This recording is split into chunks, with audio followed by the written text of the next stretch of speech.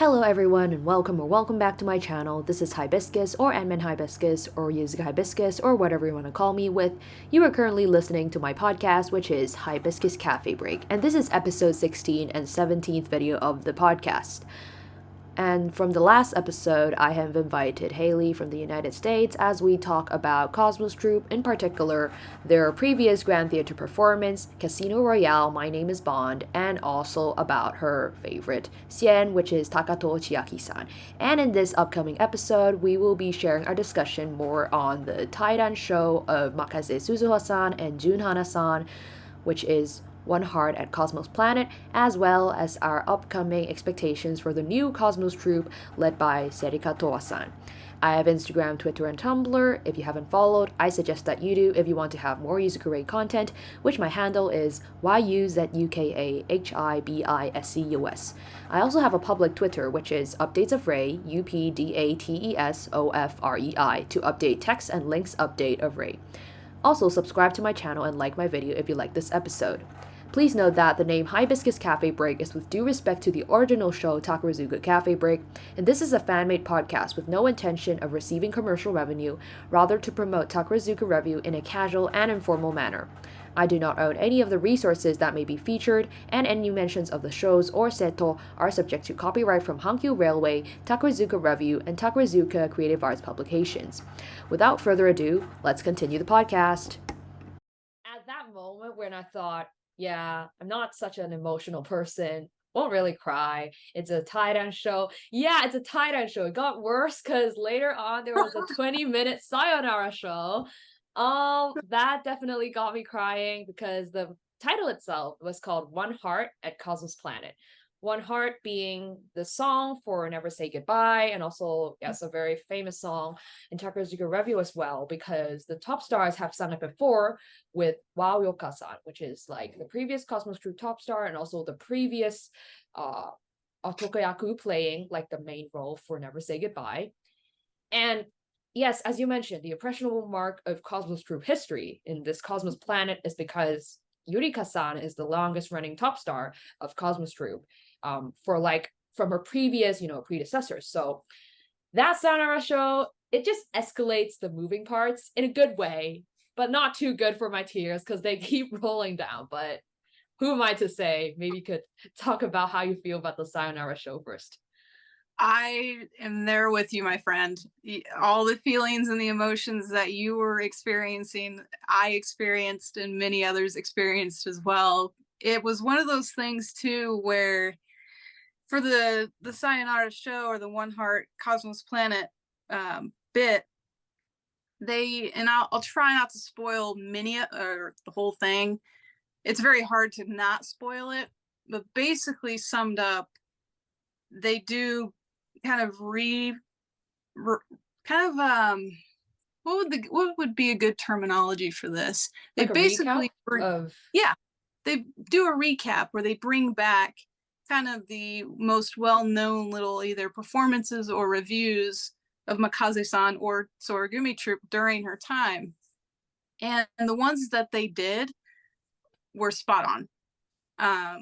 I'm as like I stated earlier, Ocean's 11, and I will spoil that one. It is part of it. And as a fan, I was very, very happy to see it. And I definitely cried when I saw Eureka and Kiki together again. So. Yep. Definitely buckets of tears when it happens to be Eureka, Stanny, and also Kiki's Rusty. Agree. Perhaps another part I would also share, which yes, it is a spoiler, but I mean, not really, because it's a recap. So if you have seen Eureka's history, you would have known, but it wasn't more necessarily as a moving part. Let's just not spoil too much of the moving parts. Let's spoil some of the fun parts, which is high and low. Like they actually reenacted the whole scene again. Like before, as I mentioned, I did watch some more Cosmos Troupe performance before I went to the cinema and watched the Cosmos Troupe performances. So then I just went on a whole, marathon on it. And yeah, high and low, like the whole performance is just insane. They literally used the grand staircase, introduced all of the 5 big groups, and then they just stand all in line on the Ginkyo. Like Wow, it's such an impact on like the Sayonara show. And they were fighting on stage. Like I thought they would skip it, but I like that they kept it because it was so childish. Like every time I see that, I just laugh because yeah, it just feels like 3-year-olds fighting, but I get it. It's a concept. And oh yeah, we should mention because Kotti is also one of like the leaders of like the group.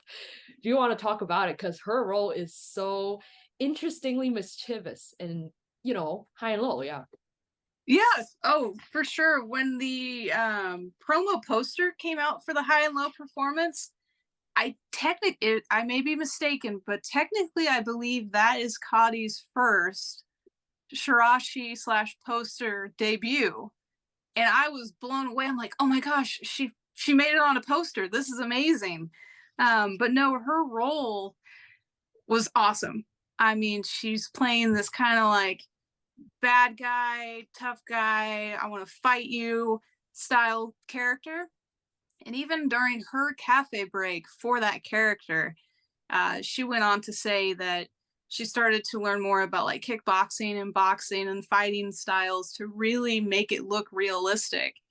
And knowing kind of her nervous, reserved type personality, I was kind of nervous for her. I'm like, oh no, she's such a sweetheart. Like, she can't really like be that tough or portray being tough. Oh, she proved me wrong. She was fantastic, and I was super super happy for her. But no, I really enjoyed High and Low, the performance itself, and all the characters and their development.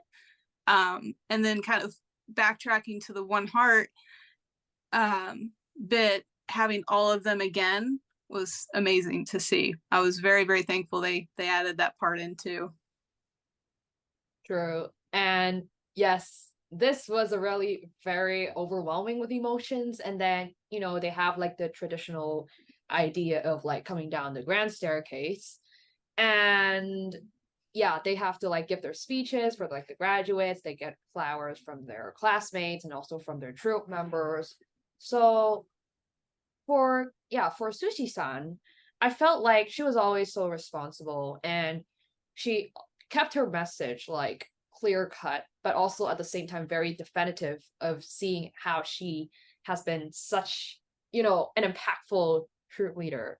And then for Kano, well, yeah, she also took the time to think about like her time, in Snow Troop and then Cosmos Troop, and then also, of course, using the platform to share her love for Yurika-san. Like, of course, I would be so surprised about it. And then for Yurika-san, when she came down the staircase, it was her.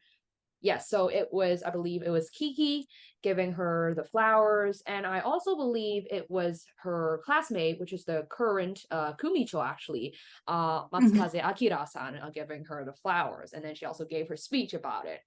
So, yes, when you see them come down, how did you feel? Like, oh, this is really coming to the end. And it's slowly starting to process, right?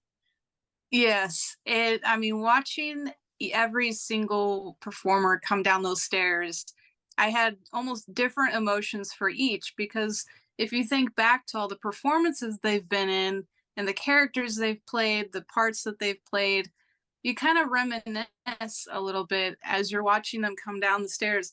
And I say this as well for other titans I've seen for other troops, Hanagumi, Hoshigumi, all of them. And it's one of the beautiful things about Takarazuka that I really admire and that I hold close to my heart as well, is during these titans, when you're watching them, your performer come down the staircase, it's like, okay, the day has come, the time has come, let's express our love, let's show our love. And they do as well, and their speeches, oh, they really tear at the hearts of fans with the speeches and the handing of the flowers by classmates. It's a beautiful, beautiful ceremony. Yeah, and it's also somewhat of, you could say, like their last moments in Takarazuka, which is what will mean a lot to them and cherish them. So the one part that got me crying, like I will have to say it, but it is Serika-san, just being called by Yurika-san, just like the usual handing over the baton and saying, here you go. This is the Cosmos Troupe top star. It's your time to lead now. that kind of part, but it also is very excruciating to watch because you know that they like okay, so a little background is Yurika-san's 92nd class, Kiki's from 93rd class.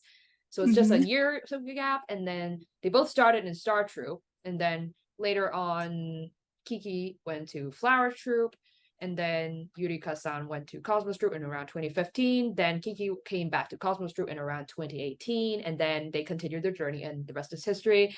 But you know, they have been knowing each other for like more than 20 years, and oh gosh, I still remember like both of them are like people that usually easily cry. So seeing them both break down to tears was really difficult for me.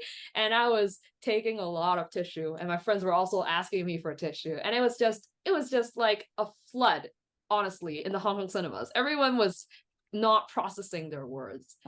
That was just but also one of the most memorable things and also staying as one of like the beautiful things in Cosmos Troop because the 20 years of friendship, like, oh my gosh, yeah, I'm sorry. Yeah. No, it's fine. No, I completely agree. And I mean, I'd like to add just this little bit. Me personally, it was almost kind of another full circle moment. And those happen quite frequently in Takarazuka. But when when COVID hit and with their performance of Flying Sapa, I believe that was the last performance right before everything kind of shut down. And during their speeches, many fans, if they've watched the kind of the speech part of that performance, you see Kiki and Eureka.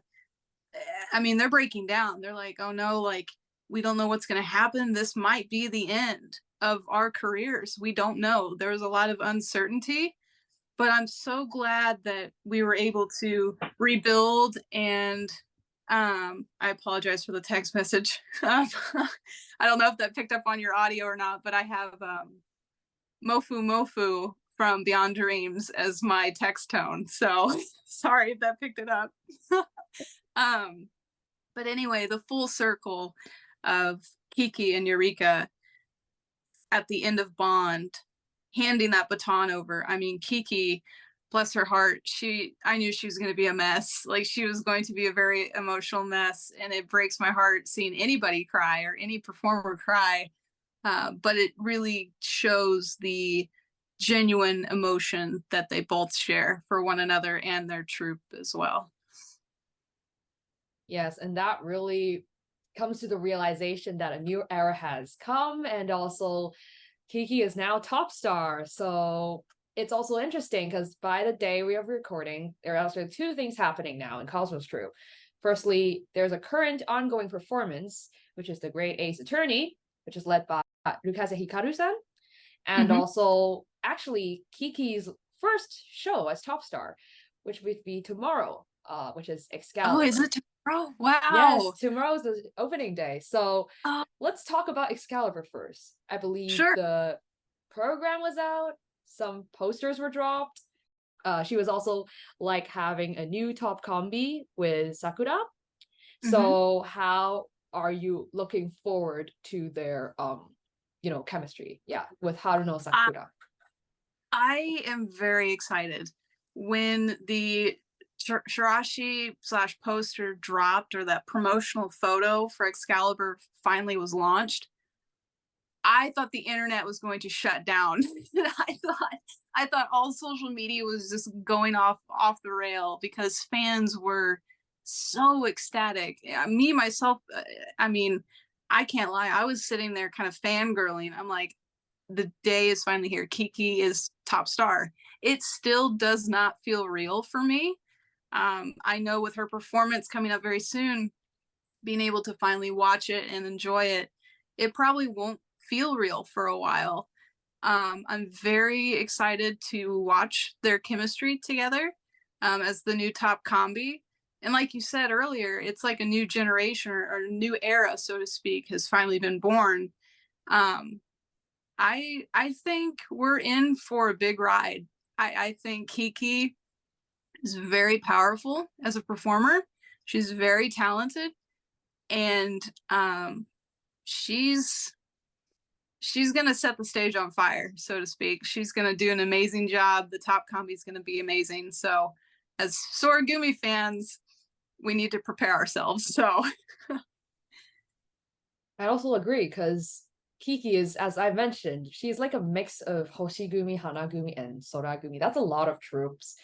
And it's like Mhm. almost like 8 years and a half of Nibante. Like, even though it's a long wait, but you could see how blended this cocktail is. And it's almost as if we're about to experience how sensational her top star era is going to be. So I'm also very excited to see how it's going to unfold.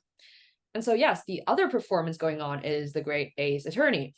And when I drafted the questions, a lot of things haven't happened. But then 19th was their opening day. And so far, Mhm. stills have dropped, posters have dropped. Shonichi, which is the opening day digest, has dropped. Now on stage has dropped. Press photos have dropped. So many things flowing in your mind. So, how did you feel? Because Kotti is playing Sherlock Holmes, which, yes, Yurika-san has also played Sherlock Holmes, but this time she's playing the great ace attorney Sherlock Holmes. So how have you been perceiving all of these news for the past few days, actually? There has been a lot of content Takadozuka wise. I mean, for many troops, performances, articles, news postings. But when it comes to Soragumi, oh, the content, it just keeps coming, and it's like hit after hit after hit, and it's like, wow, like I had a feeling this was going to happen.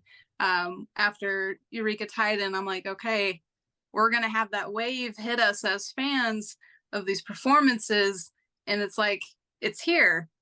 But to answer your question, when the announcement came out, I don't know, I'll be honest, I have integrity. I don't know, or I didn't know much about Ace Attorney. I had a few mutuals kind of send me links of the video game and the storyline, and kind of getting a familiar understanding of the storyline and the characters themselves. Um, and then when the roles were announced, I was really excited to see kind of a mental image of Takato-san as this savvy kind of character after watching some, videos about the games and things like that. I think her role as Sherlock, from what I've seen now, like the Sonji film or the Sonji bit, it's great. It's it's really awesome. I think um, the roles were put out very well for each performer. I think each performer and their roles are spot on. And I'm really looking forward to the performance itself, to finally watch it and enjoy it. So yeah, I'm very excited. And the costume design, A plus. It's fantastic from what I've seen. I'm also actually very excited to see it because I believe their live stream is going to be like next week, sometime Yeah. next week. And yeah, I was also like, whoa, Connie with the blonde hair, whoa, her costume, her contact lenses, everything. This is visually pleasing. And same, I don't really know much about the game, but I want to see how it's going to show out because Takato-san, she's also on like a new journey in this new Cosmos Troupe, so I am very Mhm. looking forward. Perhaps I could also talk about, because you just mentioned, since you mentioned that even though it actually didn't pick up, but your ringtone was Mofu Mofu. And we're talking about Takara-san. She actually also had her first full performance in 2023, which is Beyond Dreams and Reality. I've also seen it recently, but without spoilers again, how would you recommend this musical to fans or like people who might start to have a growing interest in Takato-san? What would be your testimony to say you have to watch this?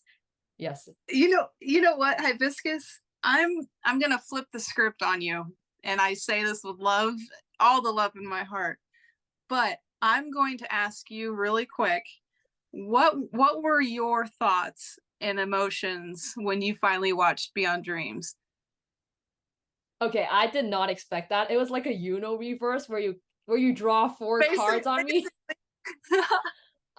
Okay, fine. I'll answer some short bit because I believe you will have more credit to talk more about your girl. But firstly, I think it's quite a simple musical, but I really love how the plot developed, especially how, I don't know if it's related, but sometimes Cosmos Troop give me some kind of a dynamic that they're very experimental with things, and Beyond Dreams and Reality really showed that. So, and it's also because there's a lot of young performers, so everyone was cute. Like, can't help it. It's just they're just, like cute beings on stage. Yeah. So basically, I would put it as very innovative and also very cute. Because Mofu Mofu is the sound of the sheep, which, why is there sheep? Watch the show. Okay. Going back to you, please tell us about the show. Yes, sure. No, it's and I will say this too. When the promotional photo or poster dropped for Beyond Dreams, I didn't know what to expect. My mind immediately went to the performance of Flying Sappa. It gave kind of Flying Sappa vibes. And I was like, okay, there's this dynamic of maybe some Flying Sappa vibes coming from the poster. I don't know if any information about the narrative had dropped at that point. I think there was, but it was very hard to kind of translate because in the performance, Takato-san goes by the name I, and Anon Khan, she goes by the name of he. And it's in, and I won't spoil much, but it's basically in this kind of dreamlike state. So, and like you said earlier, why are there sheep? Please watch the performance, but the sheep are absolutely adorable. I don't know who was in charge of casting the sheep, but they did a fantastic job because I have fallen so hard for each and every one of them and their role. But I mean, back to Takato-san, and I'll keep it brief. It was a perfect lead role for her. And I'm not saying that just because she's, my girl or my number one.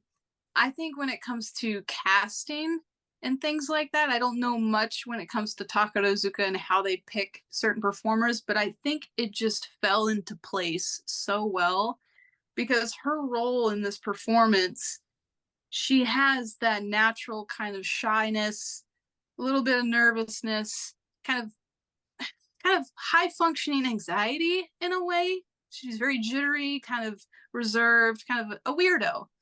And I say that with respect because I think it was even stated. I have her thing printed out here, and it was from the Sky Stage program. One of her classmates, I think it was Moiko Rukaze-san, she's like, she's a little bit of a weirdo. So, and I love that about her.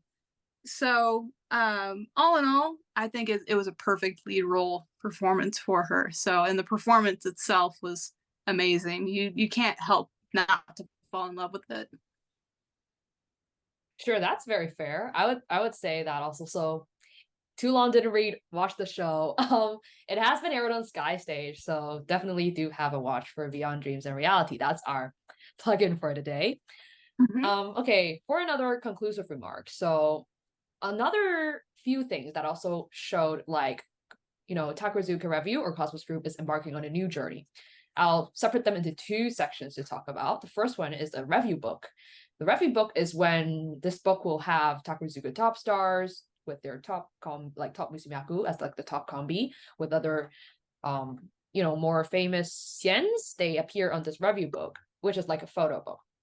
So that we already can see, Kiki and also Sakura as like the new top combi. And we also have Zun, which is Sakuragi Minato-san, Rukase Hikaru, which is Moeko, and also Takato Chiaki-san, which is like Kotti. Like the three of them, like they're like the how do you call that? They're just like, yeah, bros for like Cosmos Troupe. So when you watched the digest of like the review book, has it finally occurred to you like, yes, this is my era of Cosmos Troupe again, even though every other era would still be your Cosmos Troupe? This is a new one. So how do you feel? Man, the lineup, so to speak, right now for Soragumi, in many ways, is kind of like my dream lineup. We have Kiki, Zun, Moiko, Kotti, and then I believe like Anon is kind of back there behind Kotti, so to speak. Man, it's been a long time coming. I mean, I still wish Kazuki Sora was with Soragumi. That's kind of going back to my history of being introduced, because Kazuki Sora was in Soragumi before she was transferred. I still consider her like in the Soragumi family, and I think she does too, but she's in a great spot where she is now rank wise. But no, I think right now, after I watched the footage, it was very surreal. I was like, wow, the bros are here, and it's awesome. Yeah, definitely. The bros are here. I think that's a great way of saying that Cosmos Troupe is ready to take on their new step. And also for Cosmos Troupe, I mean, and also for other troops, next year is going to actually be the 110th anniversary of Takuzuka Review. And also, they had a press conference, and Kiki, when asked about what do you think is the charm point of Cosmos Troupe, it would be aggressive and bold. And also because they've announced doing Final Fantasy 16 later, and also like Takuzuka 110 Years of Songs of Love. So how do you think this performance would slowly continue to shape the image of aggressive and bold into Cosmos Troupe? When I watched that press conference, I was anticipating, like, I was really looking forward to the statement that Kiki was going to explain her thoughts and ideas of Cosmos Troupe. And when I heard her say aggressive and bold, it was absolutely 100% correct. It's Soragumi is one of those troops, as of late in the past couple of years, from what I've noticed, have really, like, so to speak, up the ante. They've really come in hard. They've really put in that energy and have gone like above and beyond with certain performances. And they have been very aggressive and bold with kind of their fan service and being as a troupe in general. I think Final Fantasy 16 was a huge announcement. As a fan that has played the games, I'm very excited to see like a theater performance style of Final Fantasy 16, and it's with my favorite troupe. So I'm very, very excited. Nice. That's a great answer. Actually, couldn't add anything more to it. And so, yeah, as I've mentioned, Hailey's actually our third guest. And for our special corner, actually, I would invite the previous guest to give a question to our current guest. So our previous guest, if we track back, is not our OGs, but it's actually Ali, also from United States. And here's the question that she left for you. And no worries, it's not scary. Here's her message. Hi, Hailey. Hope you're having fun on the podcast. For my message, I want you to send a 30-second long message to Kotti about anything you want. It can be about a recent role or just your general love to her.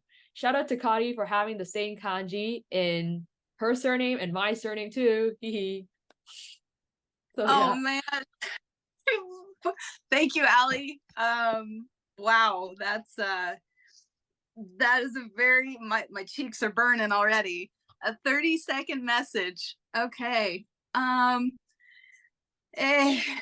boy, hang on, give me 1 second. Okay, let's just talk from the heart, I guess.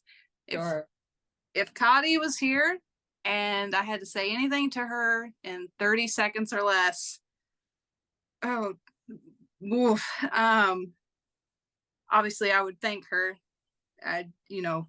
Immensely. I probably wouldn't shut up and say, thank you, thank you, thank you. But no, I would have to say to her, I'm very proud of her. And this is gonna be emotional. I'm very proud of her and all of the hard work that she's put in and all of her performances thus far in her career.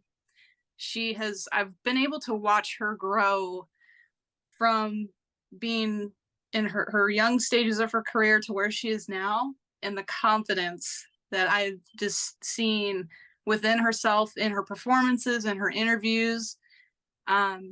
Wow, just speechless.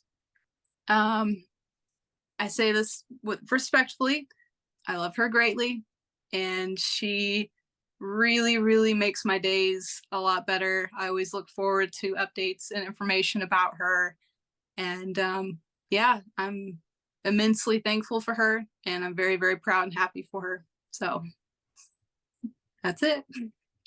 That's very nice. It's a minute, but don't worry, you have all the time in the world. Sorry. If you ever get to see her, no, it's fine. It's fine. It's totally great. Yeah, don't worry about the time. If you have all the time you need, if I have all the time I need to see Ray, I would also say the same. But again, who am I to say?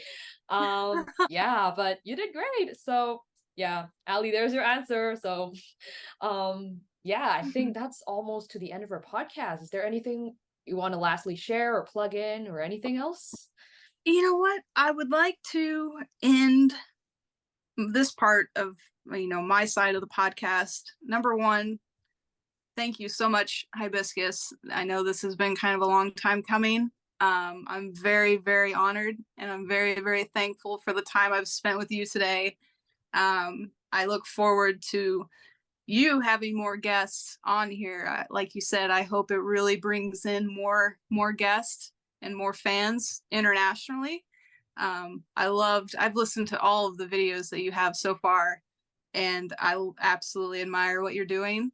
And thank you for your hard work. You are the hardest worker I know with translations and everything when it comes to Yuzuka Rei-san. So thank you again. I'm very, very thankful. It's not always about me, but yeah, thank you so much. Really touched and to hear the message. And yeah, so for anyone else who is interested more, in Cosmos Troupe, Takara Chiaki-san, or just to ask about Hailey, about her Takazuka fan life or anything, go check out her Instagram, Twitter, which is Unanswered Zuka. She got pretty nice videos and edits, and it's just amazing. And yeah, she even edits Ray, so go check it out if you're a Ray fan too. And I guess I'll end the podcast here. So thank you so much, everyone, and see you all in the next episode. Bye. Let me stop.